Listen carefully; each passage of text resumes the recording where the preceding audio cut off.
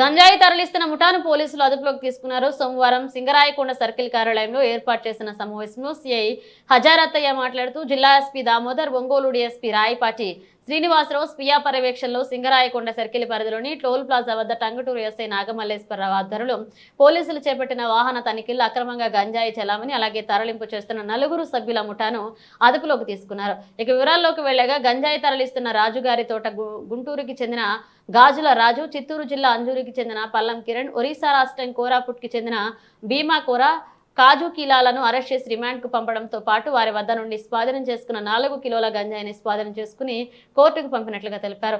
SI Nagamalleswara Rao, సిబ్బంది Venkatarao, MV Krishnarao, Srinu, Subbareddy, Mahesh, Nagarjuna, Jayaram తదితరులు పాల్గొన్నారు.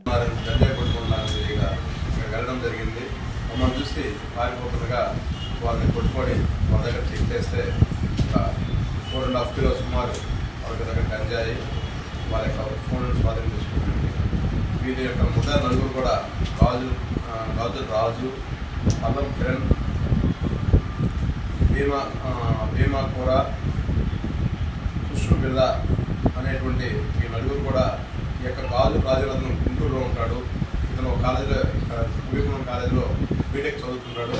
ఇతను గంజాయికి అడెక్ట్ అయ్యి ఆ యొక్క గుంటూరు గతంలో కూడా వేరే కాలేజీ చదువుతూ అక్కడ అడెక్ట్ అయ్యి ఆడ కాలేజీ నుంచి పంపించేస్తే జరగడం జరిగింది. ఇక్కడ కూడా ఇదే కొనసాగిస్తున్నాడు. ఇతనికి అలాగే కిరణ్ అని చెప్పి ఇక కాళహస్తిలో నేటివ్ ప్లస్ అతను కూడా